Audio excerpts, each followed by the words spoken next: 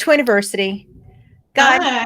that's Lauren. Lauren, I don't even know where to begin. Your bio is so fascinating and so captivating. I couldn't, it was, if it was turned into a book, I would read it. Oh, well, that's fantastic to hear because I'm writing a book.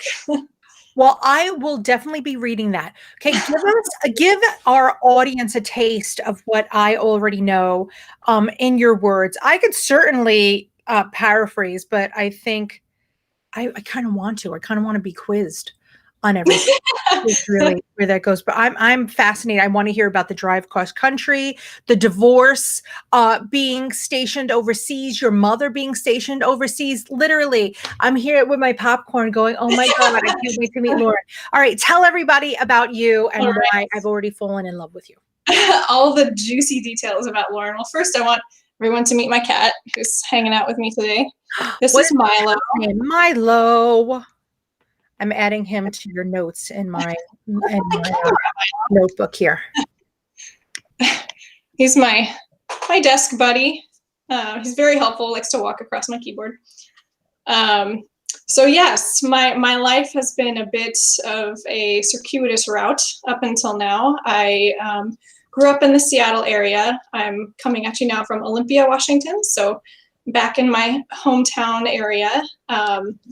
Went to college in Los Angeles, California, went through ROTC there. And I guess I should back up a little bit. My mother served in the Army and deployed to Saudi Arabia when I was 7 years old. And obviously very trial experience for the whole family, and a bit traumatizing for me as a 7-year-old. And when she got back, we all kind of made a family pact that no one else would join the military, which is like, you know, a B movie, like what's going to happen next? Obviously someone's going to join the military. And that person who broke the pact was me. Now my cat is walking on my desk. That's right. Milo's allowed to do whatever he wants.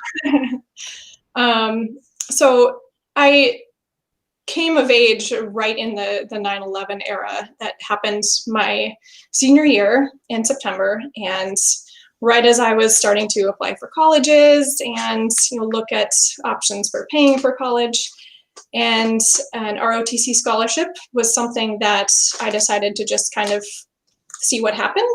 Okay. And what happened was I got a full ride offer to what was at the time my dream school on the beach in Southern California, right by Hollywood, on all these glitzy, glamorous things that seemed very appealing to me as an 18-year-old.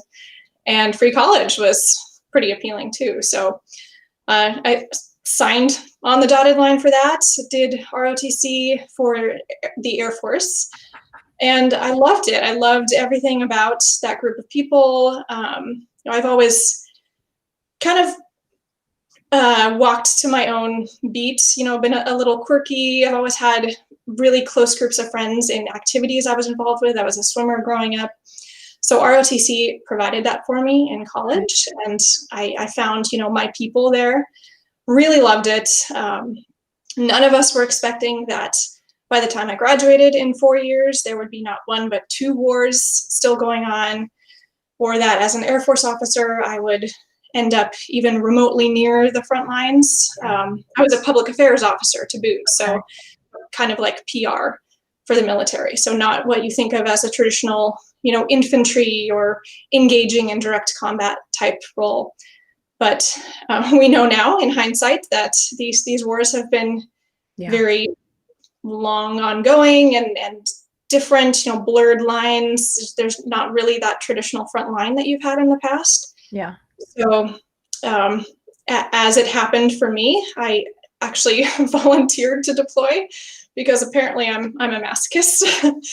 But it gets to a point where when you're engaged in an effort that's part of something beyond yourself, whatever that may be, it kind of instills you with this desire to do your part and play your role. And after being in the military in that environment, I was at a special operations base where everyone was super badass, and I saw them like running around through my window in my air-conditioned office. I was watching these guys run around in the heat of the day in Florida, like literally carrying logs they were running, carrying logs on their shoulders to train.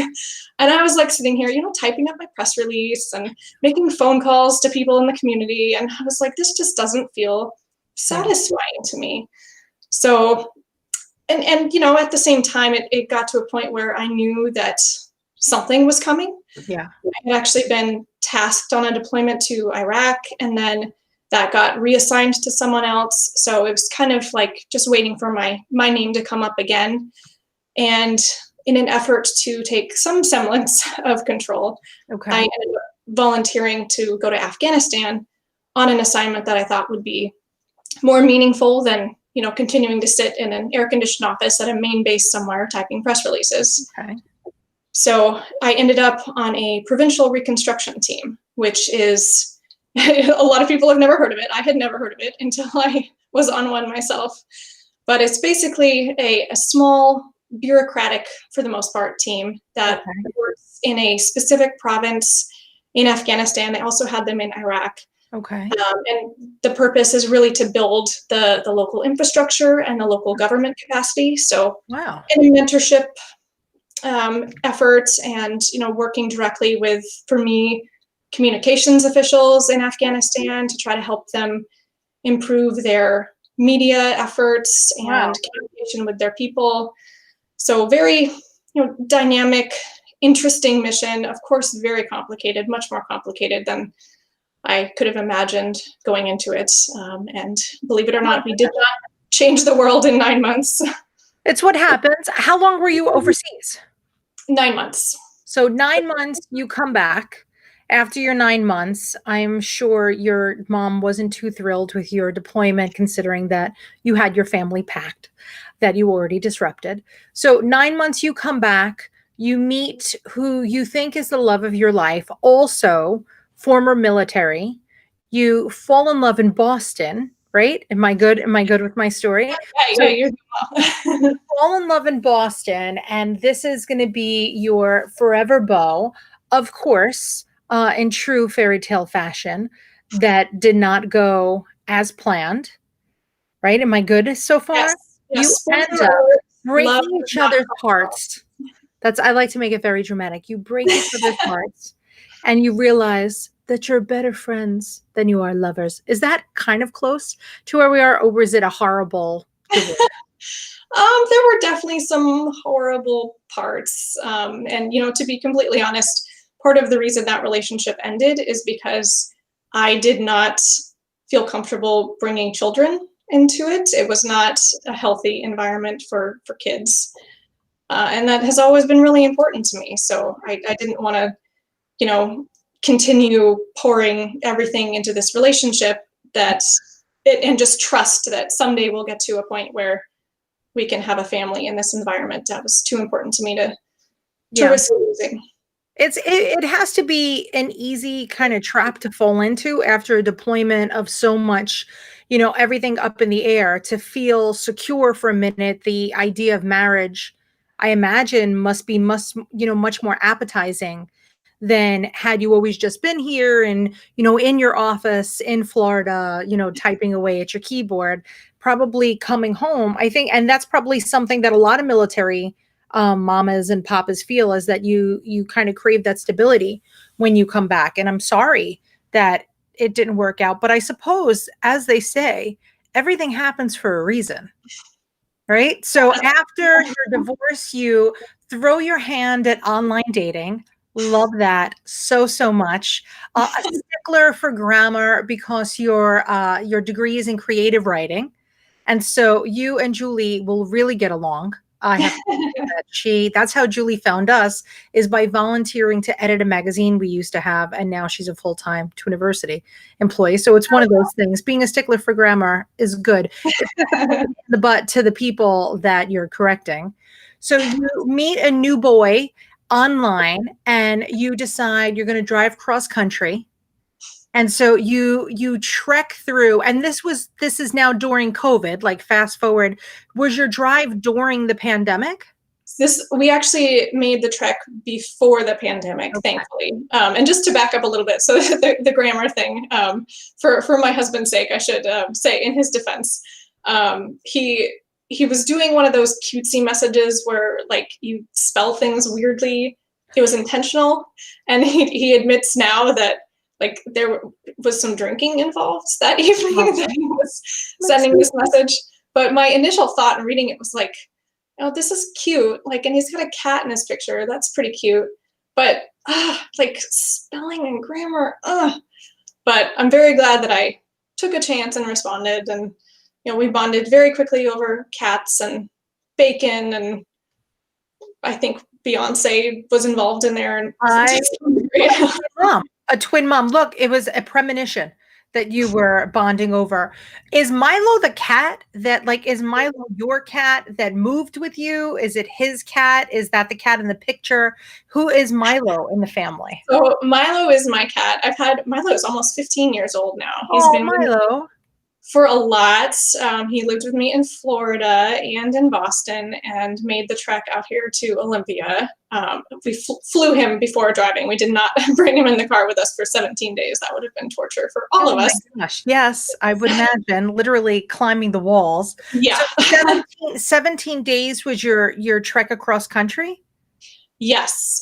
So we, at this point we met in Boston, and we'd been together for 2 years. And both of us just kind of needed a change. I think part of it for me was having that military background. I was out of the military at this point, but I was used to that kind of transient feel. And I had been in Boston for 8 years, put down more roots than I ever had in my adult life. But I was just kind of starting to feel that restlessness. Both of us were in jobs that, were good jobs, but just not something that we wanted to be in long term, and just looking for a change. So I convinced him one night to come back out here to my home state of Washington and see what he thought. And he agreed, and sat with me for 17 days in the car. We did take our time and saw some friends along the way, did some sightseeing, but by the end we were ready to be done. Oh, so when you got there wasn't a talk of marriage yet. This was all kind of dating, driving cross country, or had there already been discussions of being, forever mates? There had definitely been discussions, nothing concrete or definitive, but we knew that we were committed to each other, and kind of almost saw it as a test. Like, if we can survive this road trip together, then we're probably in pretty good shape. So that boded well for us when we made it to the other end. So you make it to the other end, you realize that this is it. Like, why are we waiting? Why are we putting off for tomorrow what we could do today?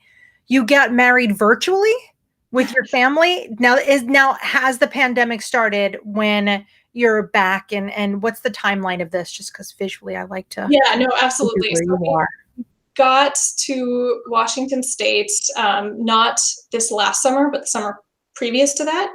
So about 8 or 9 months before the pandemic hit.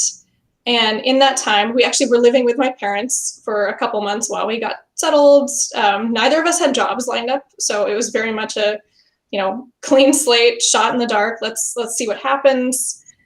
He ended up getting a job in Olympia, which brought us here. Okay. And we were in an apartment for 6 months, and then ended up buying a house, which is very exciting and overwhelming, kind of like pregnancy. Yes, very much. And we were very fortunate to get in just before the pandemic. We closed in mid-January last year. Wow. So by the time we were moved in and somewhat settled, then everything shut down. And and it shut down earlier for you in Washington than the rest of the country. Okay, so now the lockdown happens, and that's where all the magic happens. So when exactly does with my timeline, when did you decide to actively try to have children, or was this just a bad grammar drunken night? Here we go. It was definitely a conscious decision. I think there may have been some partying, drinking, celebrating, being together in a pandemic involved in what led up to that discussion. I think the discussion happened on the night we had our very first backyard bonfire. last summer. So about 6 months into the pandemic at this point, we're both pretty tired of being cooped up and just feeling like, we've been putting big parts of our lives on hold. My husband hasn't seen his family in a year and a half at this point because they're all out in Massachusetts. And, we're both getting older. I turned 37 this fall. He turned 41.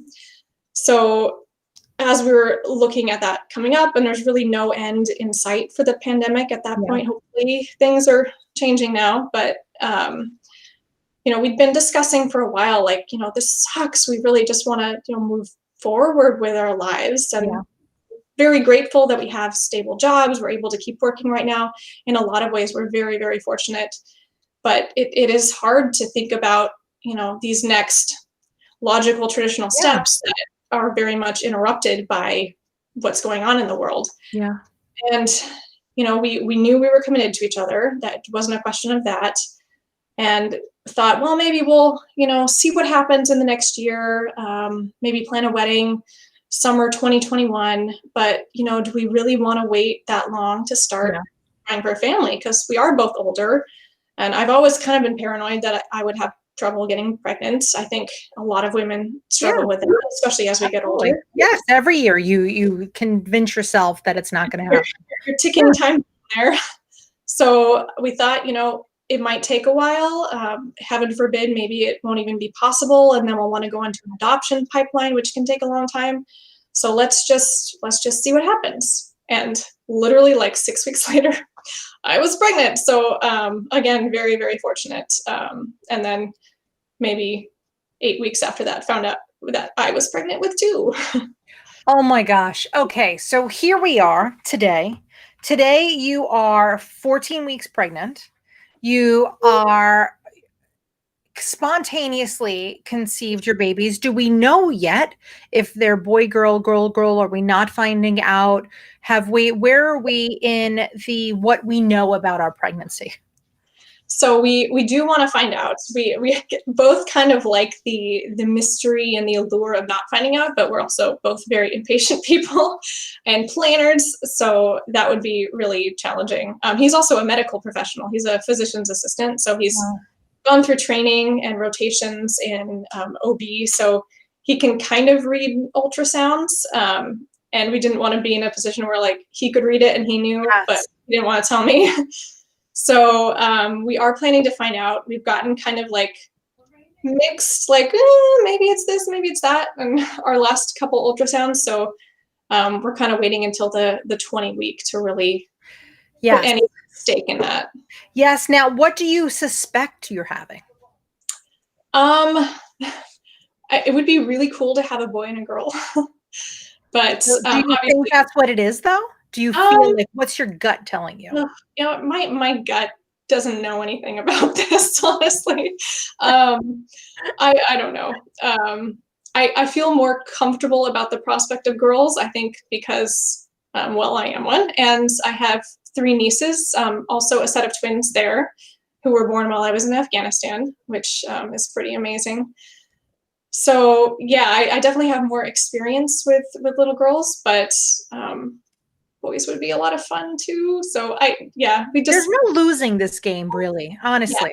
I have to say it really is. Now, because your sister is also a twin mom, has she given you any helpful tidbits that have made things a little bit easier for you? Like, do you feel calmer knowing that she's been there, done that? Does it make you feel better about your own pregnancy?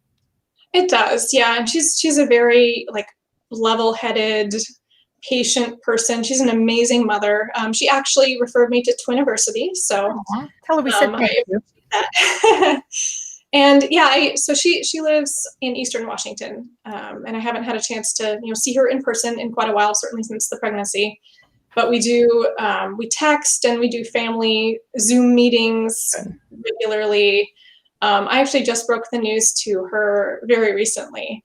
So looking forward to talking to her more and picking her brain, but definitely just knowing that she has been through this and she's open to talking about it. And we've done some commiserating about just kind of the emotional weight of like, how am I going to raise two babies and birth two babies and just all these things that feel very overwhelming for me right now. Just, hearing that someone else felt overwhelmed by them too can be really reassuring. And, seeing her now on the other end with these beautiful 10-year-olds.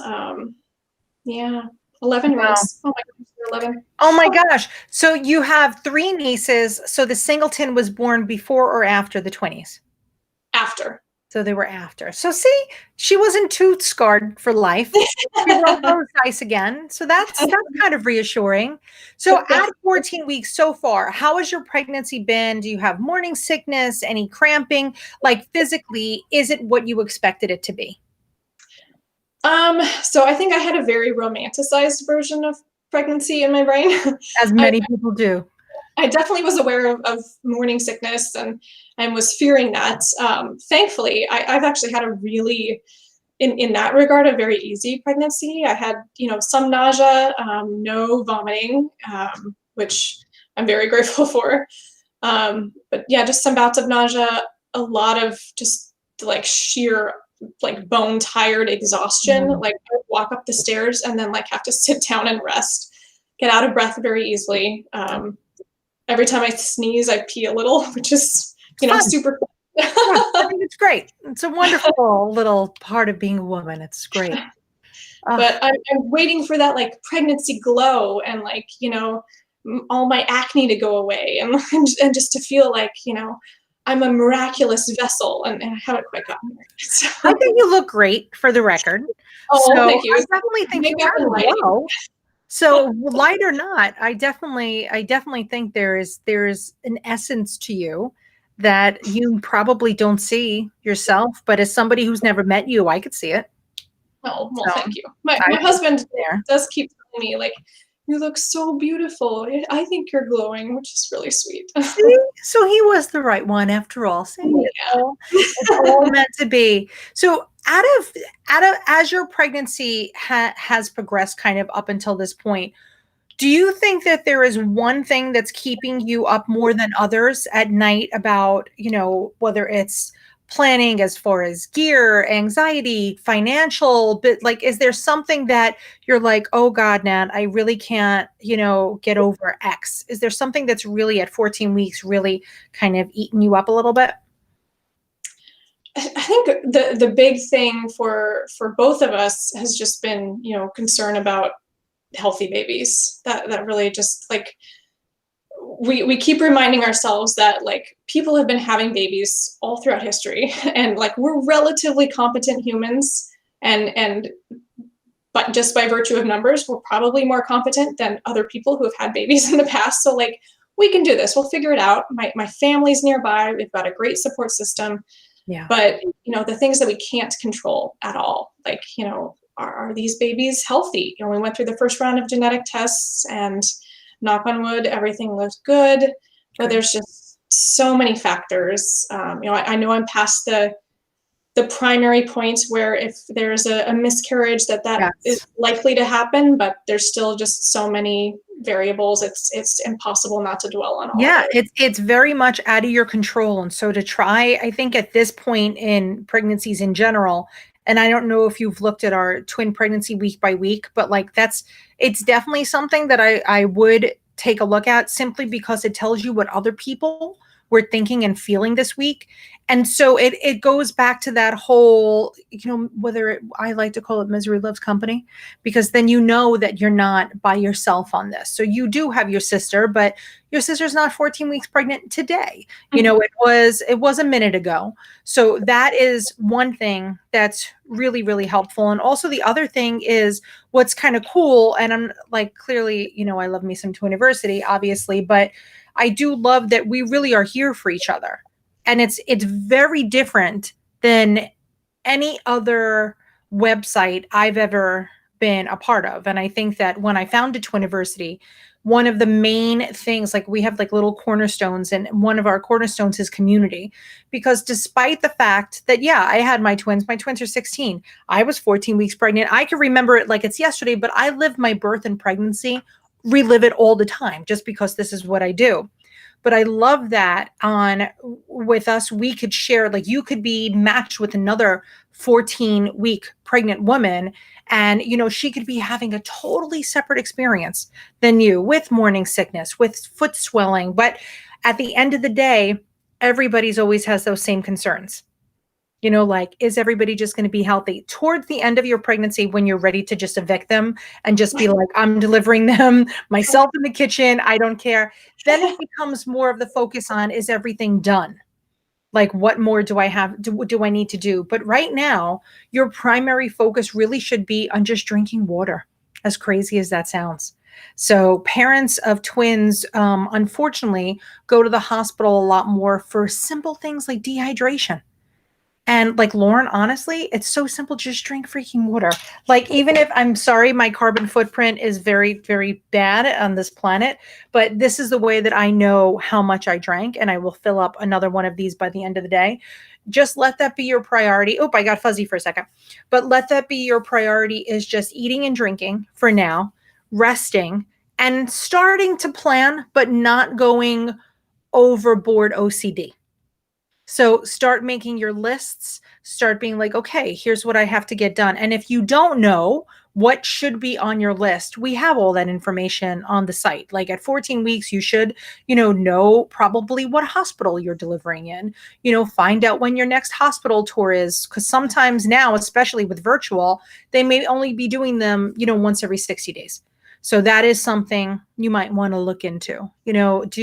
Are you with just your regular OB, or are you supposed to be seeing a high risk doctor as well?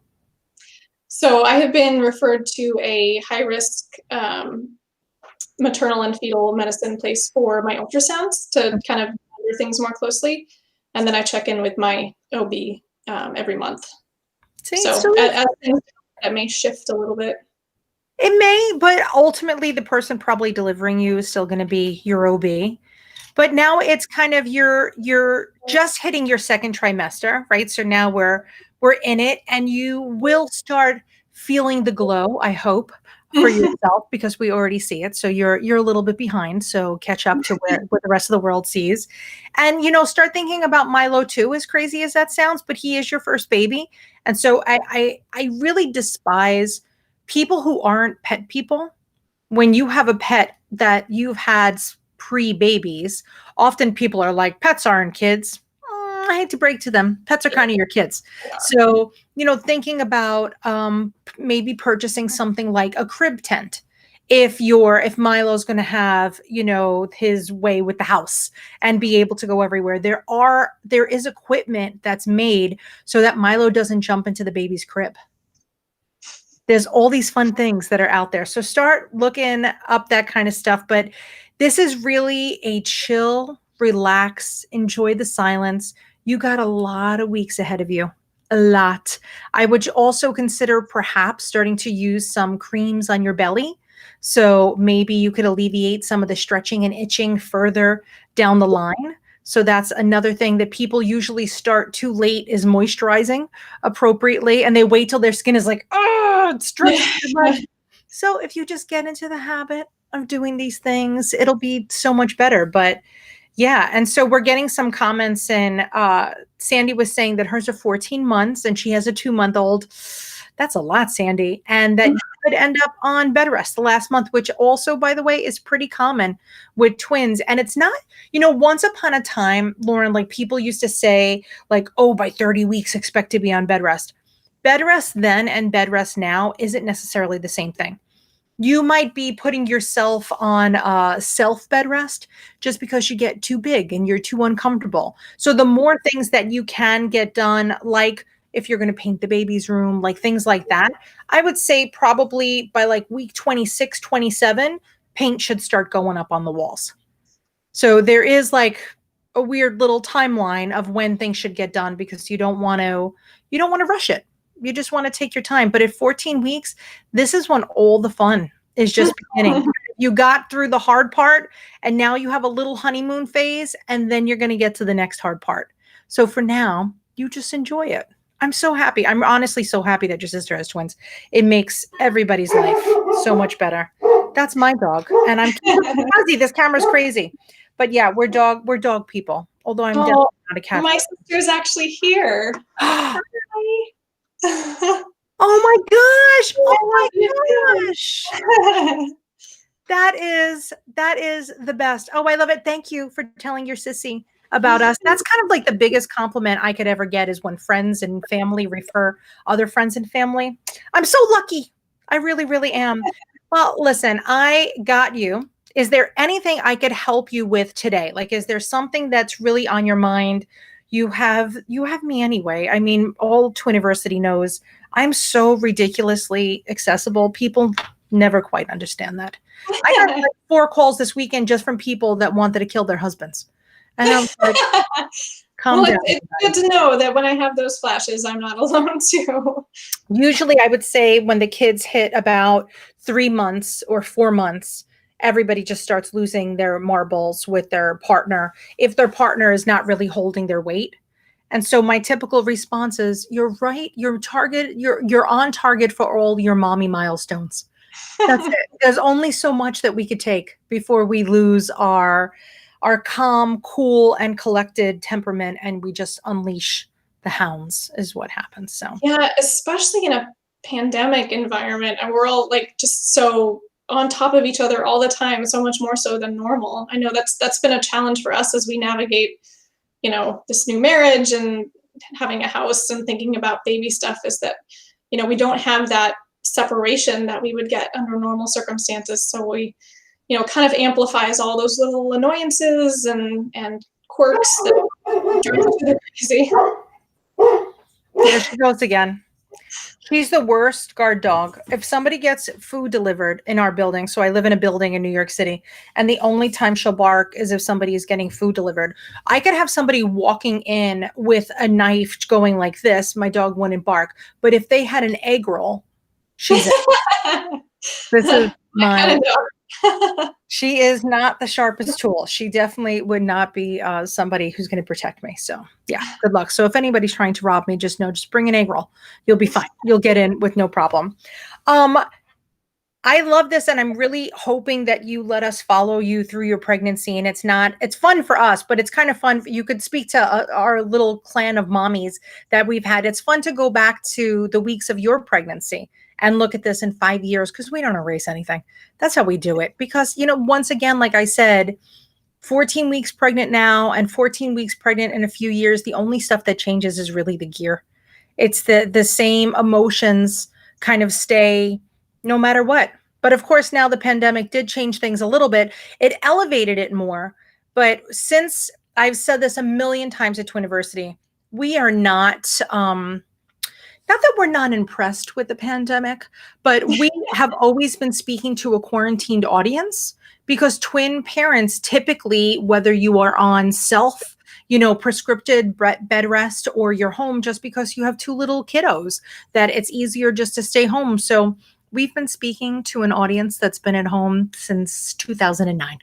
And that's it. And you're going to be doing the same thing. So quarantine or no quarantine, after the babies are home, you're going to be home for a minute just until you get your sea legs. And then once you have that, I don't know what they say in the Air Force. Do they have air legs? What would that be? I don't know. Like altitude adjustment, something. I don't Sure. know. Once you get acclimated to the altitude, then you start going out into the world. I love it. I'm so appreciative of you, and I'm fascinated by your story. And I'm really fascinated to see how you handle the preparation and pregnancy with the history that you have.